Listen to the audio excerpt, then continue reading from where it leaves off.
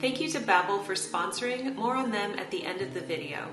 I'm going to share 8 activities that help me when I'm feeling overwhelmed in today's video.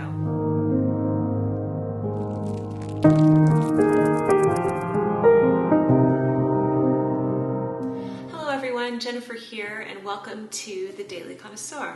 I needed to film a video today and I wasn't quite sure what to do because I was feeling overwhelmed. And then I thought, why don't I talk about being overwhelmed? Because chances are, if I'm overwhelmed, many of you are also overwhelmed or have, of course, been overwhelmed in your past. So today I want to talk about 8 activities that I do because I feel like when I'm overwhelmed, action is what gets me through it. And I sat down with my notebook and I wrote down 8 things that I turn to, and they usually bring me out of it. Now, usually the trick is with these things is that I wish I could just keep doing them for hours, but usually the reason why I'm overwhelmed is because I have so much to do. And I think a lot of mothers especially can relate to this because when you have small children, you don't really ever get a break, at least not a long one. And I think that contributes to a lot of feelings of being overwhelmed. So let's talk about this. I'm just going to go through my list and share what I do, and hopefully it's helpful. Now, the first thing, and I'm not counting this as one of the 8, because this is very personal and it's going to be different for everybody. But of course, the first thing is prayer and meditation. So, if it's serious, especially, I always do that first. I'm not going to talk too much about that because that's individual for everybody. And I'm going to give, in addition to that, a bunch of actionable things that you can do to help you calm down and to hopefully lessen the feeling of being overwhelmed. So I just wanted to put that out there. Okay, so the first thing I have on my list is to write a letter to a friend. I was feeling overwhelmed about something in my life like a few weeks ago, and I pulled out my stationery and my pen and I wrote a letter to my friend, and it felt very cathartic and really good to write about it, even on paper, even more so than typing it out, or texting it. It felt better to write it out on paper, and then I sent it to my friend. Of course, send this to someone you trust and you feel safe with. And then that felt good. And then I received a response recently, and I felt so much better after reading her response and her perspective on the situation. So that's something that a lot of people don't consider, but writing an actual letter to a friend, because it's not even just the act of sharing what you want to share, and you might not even do that. Like, let's say you're going through something really private and you don't want to share it with somebody else, but just the act for me of bringing out my stationery, getting my pens out. I usually listen to music and I really get lost in writing my letter. The whole ritual of it, of folding it up, putting it in the envelope, doing sealing wax, choosing the stamp, if I'm doing any stickers or quotes or anything like that on the letter. And we can get more into pen paling in a different video because it's a very relaxing activity. Seriously, I love it. But that whole process really does calm me down. It's like a beautiful process. So that is one idea right there. The next idea is, of course, to make a cup of tea. And there's so many quotes on how tea solves all sorts of problems, and it certainly does for me. In fact, the other day I made a cup of tea and I was just so physically exhausted, I made a cup of tea and I went outside and I just drank the tea like I did. And I feel like a lot of people think, oh, I need to make a treat to go with it, or I need to set the table, or I need to... No, you could just make a cup of tea and go outside, seriously. But it's the warmth from the tea that just, if you really focus on the sensation of drinking the tea and the warmth as you drink it that you feel, and the taste of it, and all of it has such soothing and calming properties. There's a famous quote by William Ewart Gladstone who said, "If you are cold, tea will warm you. If you are too heated, it will cool you. If you are depressed, it will cheer you. If you are excited, it will calm you." And I do find that's true. It's like the fix-all cure for everything. And then Henry James, one of my favorite authors, said, There are few hours in life more agreeable than the hour dedicated to the ceremony known as afternoon tea. And that's true. It's like the ceremony of it. Even if you're just pouring it in a cup and going outside, there's a ceremony to it, the ritual of the tea, choosing it and pouring the water and enjoying it. So that really helps. Okay, the third thing that I do is I read for pleasure. And I always have a few books going, and I'll read in my room, I'll read outside, I'll read in the bath, I will read anywhere, but I love reading for pleasure, and that is such a necessity for me. I do a lot of reading for research, for work, which also happens to be quite pleasurable because I like my work. If I'm just reading a book for pleasure, something that I want to read, that calms me down as well. And I think a lot of times we get so overwhelmed, that's like the last thing we do, because let's say there's a really good book we want to read, but we have some free time. So sometimes instead we'll put on the TV or YouTube or something, and we won't actually read the book. But when you make time to read the book in the middle of being overwhelmed, it has a very calming effect. The fourth thing I like to do is look at something beautiful. So everyone's different, but often I might feel overwhelmed if my surroundings are not beautiful. That sounds bad, but it's like, I know a lot of people will relate to that. Like, let's say the house is completely messed up.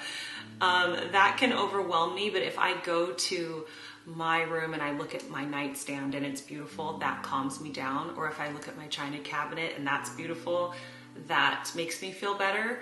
So focus on that. And another flip side to this is that when you are tidying up, focus on the fact that you're making something beautiful. That helps me a lot. The fifth thing is flower arranging. So flower arranging and the whole act and process of it always calms me down and makes me feel so good. So you see me arranging flowers in a lot of homemaking videos, and there's a reason for that. It's just one of my favorite pastimes, and I've never had any formal training. That doesn't bother me. I mean, I'd love to take a class one day, but I just like playing around with the flowers. And these, for example, were taken from my own garden, and these are just really beautiful roses that are here, you know, right before the burst of spring. And just the art of going into the garden with my shears and picking these roses, choosing which ones to pick, putting them in a little mason jar. I mean, this isn't a fancy vase or anything. And then putting them in the house and smelling them whenever I see them, that whole process makes me happy. I also have one here. I have these everywhere, just little bouquets. This is lavender and then geranium. And you can see this is on the way out, like the geranium's ready to be discarded actually. But I just have them everywhere. Like I have them in my bathroom or by my bed or by the kitchen sink, just little places where I can see them.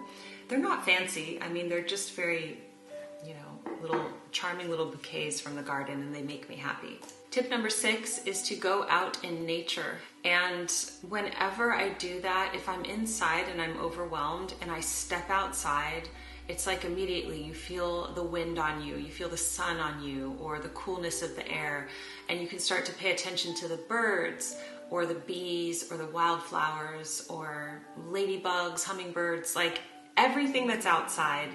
Once you start focusing on that, it can bring you out of what you're going through.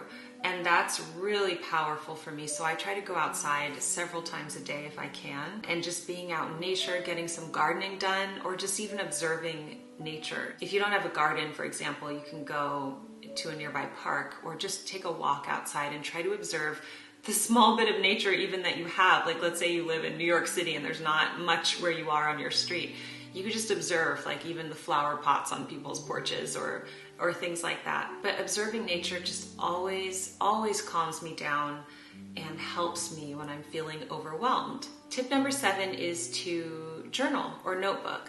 And I do have a video, and I'll link it in the iCard up above, about all the different ways you can fill your notebooks. And there's so many. You don't have to do a Dear Diary thing or even write your problems down or why you're feeling overwhelmed. You can do that if that helps you. But you could just write, you know, and I have a lot of ideas on what you can write. And that whole process can be very cathartic. And tip number 8 is somewhat of a bonus tip, but let's say that you can't stop and do any of these things.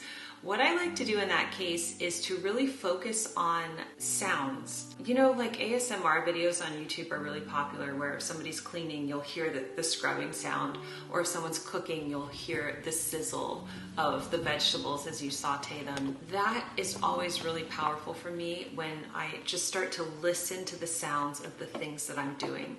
And that's helpful when I can't stop doing them. Like I'm overwhelmed, but I still have to cook dinner. So I try to just focus on the sounds that I hear around me. Now with all of these tips, a lot of them you could combine together. And so for example, that would look like making yourself a cup of tea, closing your door, and writing a letter to your friend, and listening to your hand as it glides across the stationery, you know? Or you can combine reading for pleasure out in the garden. There's just so many different ways that you can approach all these things. And of course, these are what make me happy. Your list might be really different. So I would actually be very interested in knowing what you like to do when you're overwhelmed, especially if it's something different. A lot of people might like to exercise. You know, I should probably start doing that when I'm overwhelmed. But that would be a good way to burn off negative energy, right? So that would be really good. Or maybe you like to cook for pleasure or something like that. But I would love to hear what you like to do when you're feeling overwhelmed. How do you cope with it?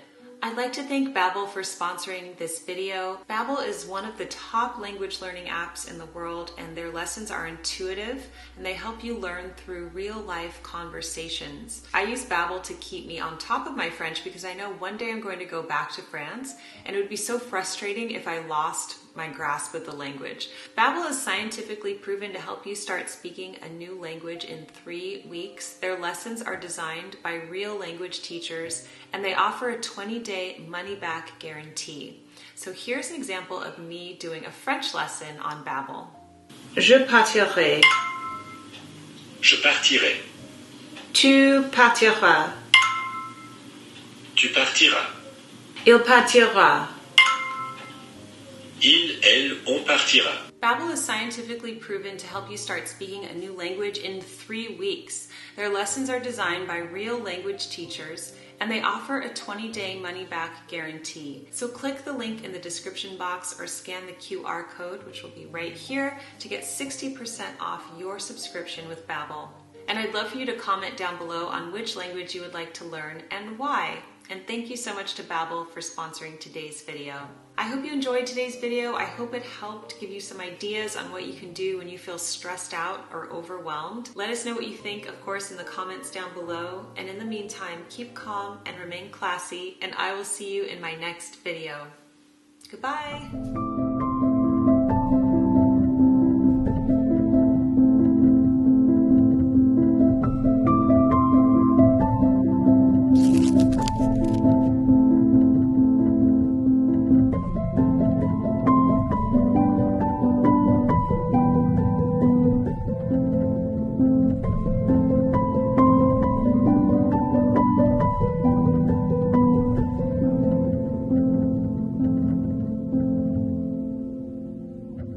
Thank you.